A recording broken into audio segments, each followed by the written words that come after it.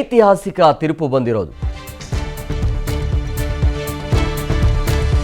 ಅಹಮದಾಬಾದ್ ಸರಣಿ ಸ್ಫೋಟ ಪ್ರಕರಣಕ್ಕೆ ಸಂಬಂಧಪಟ್ಟಂತೆ ಬಿಗ್ ಅಪ್ಡೇಟ್ ಇದೆ.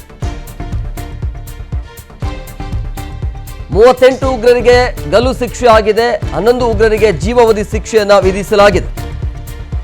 ಅಹಮದಾಬಾದ್ ಸರಣಿ ಸ್ಫೋಟ ಪ್ರಕರಣಕ್ಕೆ ಸಂಬಂಧಪಟ್ಟಂತೆ ಐತಿಹಾಸಿಕ ತೀರ್ಪನ್ನು ನೀಡಿರೋದು ಗುಜರಾತ್ ಹೈಕೋರ್ಟ್. ಮರಣದಂಡನೆಗೆ ಗುರಿಯಾಗಿರುವಂತಹ ಎಲ್ಲ ಉಗ್ರರು 38 ಉಗ್ರರು ಗಲ್ಲು ಶಿಕ್ಷೆಯನ್ನ ಎತ್ತಿ ಹಿಡಿದಿರುವಂಥದ್ದು ಹೈಕೋರ್ಟ್.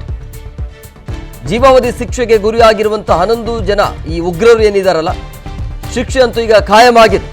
ದೇಶವನ್ನೇ ಬೆಚ್ಚಿ ಬೀಳಿಸಿರುವಂತಹ ಪ್ರಕರಣ ಅದು 2008ರ ಸರಣಿ ಬಾಂಬ್ ಸ್ಫೋಟ. 20 ನಿಮಿಷಗಳ ಅಂತರದಲ್ಲಿ ಸುಮಾರು 21 ಕಡೆ ಬಾಂಬ್ ಸ್ಫೋಟ ಆಗಿತ್ತು. ಆ ಸಂದರ್ಭದಲ್ಲಿ ಭೀಕರ ಕೃತ್ಯಕ್ಕೆ 56 ಅಮಾಯಕರು ಬಲಿಯಾಗಿದ್ರು, 200 ಮಂದಿಗೆ ಗಾಯ ಆಗಿತ್ತು. ದಾಳಿಯ ಹೊಣೆಯನ್ನ ಹೊತ್ತಿಕೊಂಡಿರುವಂತಹ ಹರ್ಕತ್ ಉಲ್ ಜಿಹಾದ್ ಅಲ್ ಇಸ್ಲಾಮಿ ಆ ಒಂದು ಸಂಘಟನೆ ಈ ಒಂದು ದಾಳಿಯ ಹೊಣೆಯನ್ನು ಹೊತ್ತಿಕೊಂಡಿತ್ತು. ಈಗ ದೇಶವನ್ನೇ ಬೆಚ್ಚಿ ಬೀಳಿಸಿರುವಂತಹ 2008ರ ಅಹಮದಾಬಾದ್ ಸರಣಿಯ ಬಾಂಬ್ ಸ್ಫೋಟ ಪ್ರಕರಣಕ್ಕೆ ಸಂಬಂಧಿಸಿದಂತೆ ಗುಜರಾತ್ ಹೈಕೋರ್ಟ್ ಇವತ್ತು ಐತಿಹಾಸಿಕ ತೀರ್ಪನ್ನು ಕೊಟ್ಟಿದೆ. ಈ ಪ್ರಕರಣದಲ್ಲಿ ಮರಣದಂಡನೆಗೆ ಗುರಿಯಾಗಿರುವಂತಹ ಎಲ್ಲ ಈ 38 ಉಗ್ರರ ಗಲ್ಲು ಶಿಕ್ಷೆಯನ್ನ ನ್ಯಾಯಾಲಯ ಈಗ ಎತ್ತಿ ಹಿಡಿದಿರೋದು. ಇದರೊಂದಿಗೆ ಜೀವಾವಧಿ ಶಿಕ್ಷೆಗೆ ಒಳಗಾಗಿದ್ದ ಇನ್ನುಳಿದ 11 ಉಗ್ರರ ಶಿಕ್ಷೆಯನ್ನು ಕೂಡ ಹೈಕೋರ್ಟ್ ಖಾಯಂಗೊಳಿಸಿದೆ. 2008ರಲ್ಲಿ ಆಗಿರುವಂತಹ ಪ್ರಕರಣ ಇದು.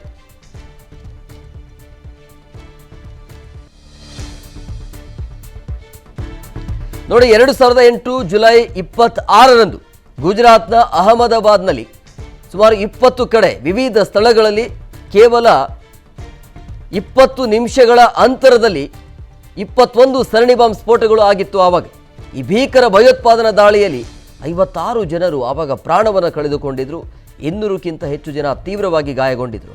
ಈ ದಾಳಿಯ ಹೊಣೆಯನ್ನು ಆವಾಗ ಈ ಹರ್ಕತ್ ಉಲ್ ಜಿಹಾದ್ ಅಲ್ ಇಸ್ಲಾಮಿ ಅನ್ನುವಂಥ ಒಂದು ಸಂಘಟನೆ, ಇಸ್ಲಾಮಿಕ್ ಉಗ್ರಗಾಮಿ ಸಂಘಟನೆ ಹೊತ್ತುಕೊಂಡಿತ್ತು. ಅದರ ಹೊಣೆಯನ್ನು ಈಗ ಆ ಎಲ್ಲ ಉಗ್ರರಿಗೆ ಗಲ್ಲು ಶಿಕ್ಷೆ ಆಗ್ತಾ ಇದೆ.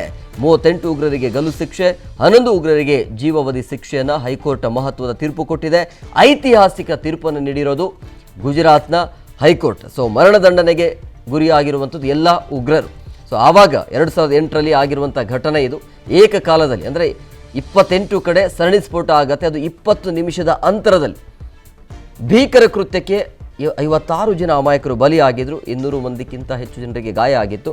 ಈಗ ಆ ಒಂದು ಶಿಕ್ಷೆ ಪ್ರಕಟ ಆಗಿದೆ.